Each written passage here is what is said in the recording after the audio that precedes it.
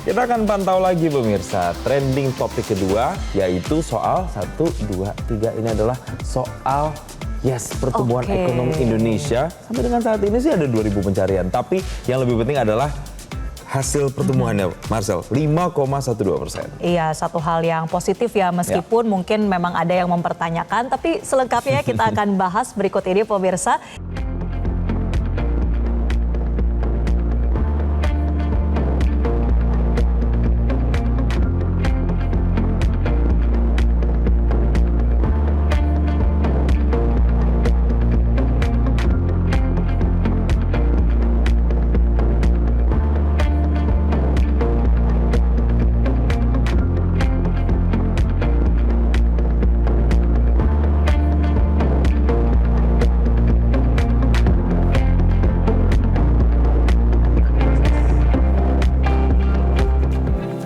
Jadi memang pemirsa, dalam rilis yang disebarkan bahkan sudah disampaikan langsung oleh Menko Perekonomian Airlangga Hartarto menyatakan bahwa pertumbuhan ekonominya 5,12%. Badan Pusat Statistik pun juga mengumumkan capaian pertumbuhan ekonomi Indonesia pada triwulan kedua tahun 2025 yang menunjukkan hasil yang sama tadi. Dan BPS mencatat ekonomi nasional tumbuh lebih dari 5% secara tahunan. Ini adalah konsumsi rumah tangga dan investasi yang ternyata katanya menjadi pendorong utama sejalan dengan meningkatnya mobilitas dan penguatan sektor industri pengolahan.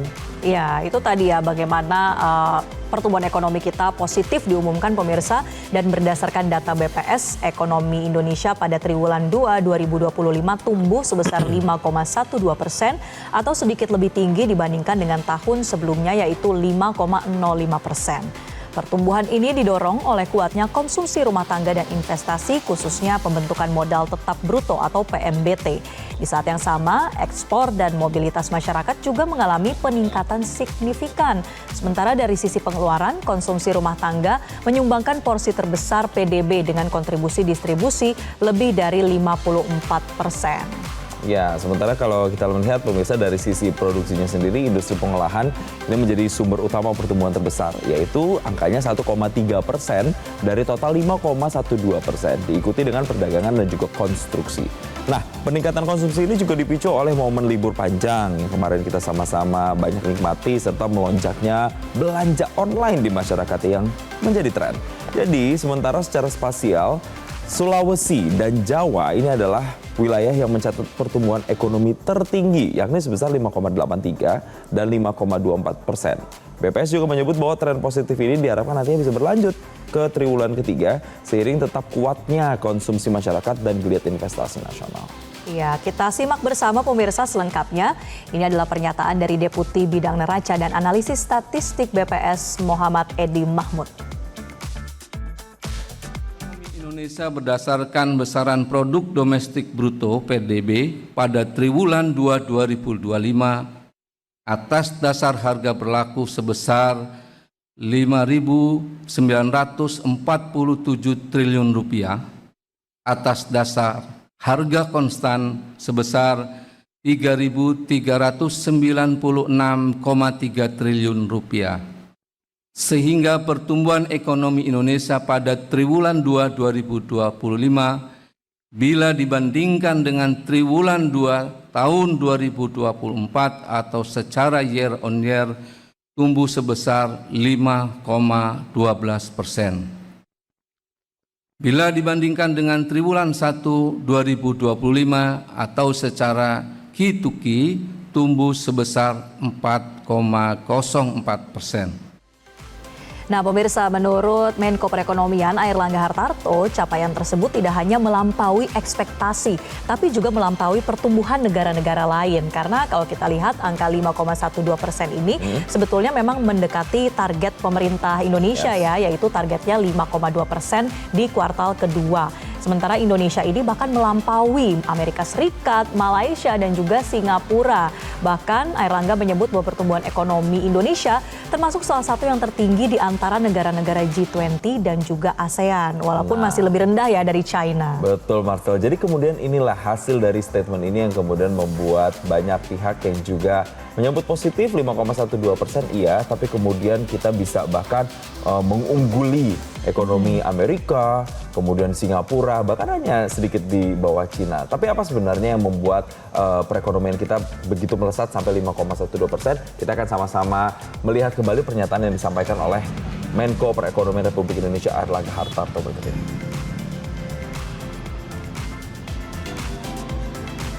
Kalau kita lihat beberapa permintaan relatif kuat, kita lihat daripada konsumsi rumah tangga masih positif di 4,97 dan ini share-nya 54,25%. Kemudian konsumsi LNPRT di 7,82%. Kemudian konsumsi pemerintah dibandingkan tahun lalu memang minus 0,33 karena tahun lalu itu ada pemilu sehingga government spending-nya besar.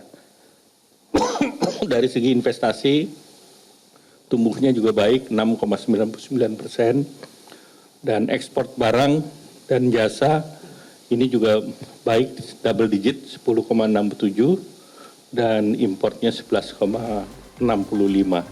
Sementara kalau Menteri Keuangan Sri Mulyani ini menyatakan bahwa pemerintah memberikan sejumlah stimulus yang berkontribusi ini mendorong pertumbuhan ekonomi sampai 5,12%. Nah, stimulus tersebut itu diantaranya ada diskon tarif tol, Marcel, yang bisa dinikmati masyarakat. Ada juga penebalan bantuan sosial hingga pencairan subsidi upah dan gaji ke-13. Oke, nah kita simak lagi ya pernyataan selengkapnya dari Menteri Keuangan. Ini apa saja bentuk-bentuk stimulus ya yang sudah diberikan oleh pemerintah demi mendukung pertumbuhan ekonomi. Juga memberikan kontribusi yang sangat signifikan untuk menjaga daya beli melalui tadi insentif diskon transport baik jalan tol dan juga APBN memberikan penebalan dari bantuan sosial. Ini cukup memberikan dukungan terutama untuk kelompok menengah bawah. Pemerintah juga memberikan bantuan subsidi upah. Ini langsung masuk ke dalam akunnya masing-masing pekerja formal dan tentu ini langsung menciptakan juga multiplier melalui konsumsi rumah tangga. Selain itu pada kuartal kedua dilakukan pencairan gaji ke-13 yang nilainya cukup signifikan, lebih dari 37 triliun. Dan pemirsa, angka pertumbuhan ekonomi Indonesia pada kuartal kedua 2025 mencapai 5,12% year on year, menjadi pencapaian tertinggi sejak kuartal kedua tahun 2023. Ya, pertumbuhan ini jauh melampaui prediksi pasar dan ekspektasi sejumlah analis. Dan untuk membahasnya, sudah terhubung bersama kami ekonom Joshua Pardede melalui sambungan virtual. Selamat siang, Mas Joshua. Selamat siang Jason, selamat siang Marcelina. Baik, terima kasih telah bergabung bersama kami, Mas Joshua. Ini kan kabar yang baik ya, 5,12%. Tapi kalau dari pandangan Mas Joshua sendiri, apakah memang terasa begitu Mas perubahan sampai dengan melesat 1,2% itu bisa dilihat dari mananya Mas? Ya, ingin saya sampaikan bahwa angka realisasi ini adalah mungkin kalau kita bandingkan dengan konsensus ekonom, ini adalah deviasi yang cukup besar, paling tinggi dan bahkan ini terbesar sejak pandemi ya. Artinya cukup mengejutkan bagi kalangan ekonom karena kalau kita melihat tadi dari sisi konsumsi rumah tangga, sekalipun memang ada paket stimulus dari fiskal pemerintah yang sebenarnya itu terjadi di bulan Juni-Juli ya, nah, meskipun juga tadi disampaikan bahwa ada bantuan subsidi upah dan juga pemberian gaji ke-13, namun kenyataannya kalau kita bicara fakta di lapangannya ya, daya beli kelas menengah itu masih mengalami penurunan ya. Artinya kalau kita bicara down trading ya, behavior ataupun pola konsumsi masyarakat saat ini down trading itu terjadi. Artinya kalau bicara otomotif ya, masyarakat itu ataupun konsumen penjualan otomotif mobil baru itu malah merosot cukup signifikan di semester 1 tahun ini. Dan terdapat kecenderungan justru malah membeli mobil bekas. Dan kalau kita lihat pun juga ini sama terjadi di industri FMCG ya, terjadi bahkan industri FMCG pun juga sampai dengan menawarkan produk sampai dengan tier keduanya, artinya versi murahnya gitu ya. Artinya ini dan ini terindikasi bahwa PHK di semester 1 tahun ini pun juga meningkat 32%. Artinya ini tidak bisa kita pungkiri lagi bahwa data-data yang real di lapangan bahwa menunjukkan belum begitu menggembirakan ya. Dan juga yang cukup mengejutkan kami adalah terkait dengan data investasi ya. Sekalipun memang data realisasi investasi oleh Kementerian Investasi ini cukup baik, namun ada angka ataupun peningkatan mesin perlengkapan, investasi mesin perlengkapan non bangunan ini yang meningkatnya double digit di 24% ya, di tengah kondisi di mana harga komoditas trennya lagi turun, permintaan global lagi turun. Namun menariknya surprisingly adalah investasi non bangunannya justru malah pertumbuhannya double digit 24%. Jadi artinya, dan ini kalau kita lihat juga indeks manufaktur PMI manufacture kita ya dalam 4 bulan terakhir ini justru mengalami terkontraksi ya. Jadi artinya kita data-data yang kami kumpulkan juga bersama ekonomi yang lainnya sepertinya belum begitu tally dengan data yang dipublikasikan oleh BPS. Oke, nah bicara soal konsumsi rumah tangga, Mas Joshua, ini kan yang menjadi faktor pendorong terbesar begitu dalam pertumbuhan ekonomi kuartal 2 ini. Tapi sebetulnya misalnya dari indikator penerimaan pajak konsumsinya saja, ini kan juga mengalami penurunan ya, Mas Joshua. Jadi sebetulnya kalau Anda lihat dengan adanya konsumsi yang positif, ini bagaimana hitung-hitungannya, Mas Joshua? Ya, makanya itulah makanya kalau kita bicara logiknya ya, karena kuartal 2 tahun lalu itu kan memang kita melihatnya bahwa ada faktor high base juga ya, karena Lebaran tahun lalu itu terjadi di kuartal kedua, tapi Lebaran tahun ini terjadinya kurang lebih di kuartal 1. Jadi artinya dampak faktor musimannya itu sendiri itu pun juga tidak terlalu besar. Dan lagi juga data pun juga sudah menunjukkan bahwa pemudik di tahun ini, ya pemudik pada Lebaran tahun ini adalah yang terendah dalam beberapa tahun terakhir ini. Artinya menunjukkan sekali lagi bahwa terjadi tadi ya dari sisi belanja masyarakat ini cenderung menunda belanja ya. Tadi menunda belanja untuk yang menengah ya, dia karena ter-PHK dan juga daya belinya menurun, dia tidak belanja. Sementara itu yang kalangan menengah atas pun juga terdapat kecenderungan ya untuk menunda belanja karena tadi ketidakpastian global, geopolitik ya dan lain sebagainya. Sehingga memang meskipun memang kita mencermati bahwa ada beberapa spending, misalkan spending untuk leisure ya, ini juga berkaitan dengan tourism, ini cukup konsisten ya peningkatannya dalam beberapa kuartal terakhir, tapi itu belum bisa menjawab di mana bahwa konsumsi rumah tangga ini tadi ya disampaikan bahwa pajak misalkan PPN ataupun penerimaan ataupun misalkan terkait dengan indikator konsumsi lainnya ini belum begitu menggembirakan. Dan tadi yang nyatanya sekali adalah bahwa data BPS pun juga menunjukkan ya dari 2019 ke 2024 jumlah kelas menengah menurun dan jumlah masyarakat rentan ini meningkat. Artinya sama sekali ini tidak menunjukkan data yang terkonfirmasi ya dengan data-data faktual di lapangan. Oke, masih ada kemudian pertanyaan seperti itu ya Mas ya, yang mungkin bagi sejumlah analis masih patut dipertanyakan. Tapi kalau kita mengacu lagi pada statement BPS 5,12% ini Mas, ada tidak kemungkinan dari misalnya eksportir? Karena ini saya mau kaitkan dengan penerapan tarif Trump. Ini kan ramai. Apakah mungkin dengan para eksportir yang front loaded dalam tanda kutip menjelang penerapan tarif Trump itu juga bisa berkontribusi terhadap meningkatnya data peningkatan ekonomi, pertumbuhan ekonomi kita sampai 5,12% tadi Mas? Ya, itu make sense ya, karena tentunya para eksportir ini sudah berkomunikasi juga dengan buyernya di US misalkan ya, untuk dia melakukan front loading sebelum implementasi pengenaan tarif 19%. Tapi ingat juga dari 0 ke minimum tarif 10% itu pun juga sebenarnya ada dampak kenaikan tarif di sana ya. Bukan berarti pada saat kuartal kedua itu tidak ada tarifnya, tidak ada ya, tetap ada tarifnya ya, karena Trump mengatakan bahwa dikenakan tarif minimum.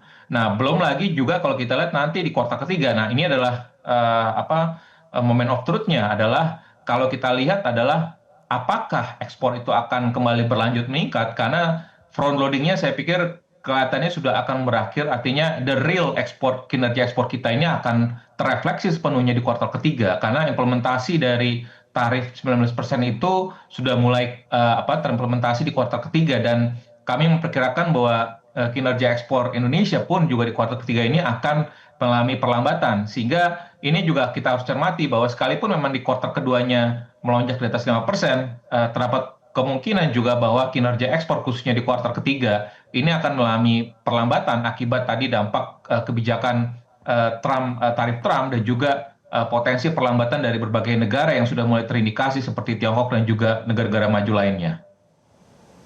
Baik, dan kalau kita bicara soal sektor juga ya yang menyumbangkan cukup besar, ini kan adalah industri manufaktur ya, Mas Joshua tadi sempat Anda singgung. Tapi kalau kita lihat kenyataannya di lapangan mungkin banyak sekali berita PHK, efisiensi dan sebagainya yang dilakukan juga oleh pihak swasta begitu, terdampak dari efisiensi pemerintah juga. Nah, bagaimana Mas Joshua sebelumnya melakukan penghitungan Mas Joshua terkait dengan industri manufaktur ini? Ya, itulah makanya kan kalau kita bicara investasi non bangunan ini mesin perlengkapan ini naik ataupun loncat hampir 20% lebih ya. Jadi kalau kita lihat ini investasi ini meningkat dan ini terefleksi mestinya di sisi lapangan usahanya biasanya memang industri manufaktur. Tapi tadi kalau kita bicara industri manufaktur aktivitasnya dari PMI manufacturing-nya pun juga masih dalam fase yang kontraktif. Ya, untuk beberapa sektor industri padat karya seperti tekstil garment itu kan banyak melakukan PHK ya. Artinya sepertinya agak tidak tally ataupun tidak matching ya. Dan kalau kita lihat pun juga kinerja dari beberapa industri manufaktur ini masih mengalami korek ataupun kontraksi ya. Misalkan seperti kalau kita lihat misalkan karet, lalu perkayuan ya, industri otomotif ya, lalu juga kalau kita lihat misalkan furniture itu masih terkoreksi.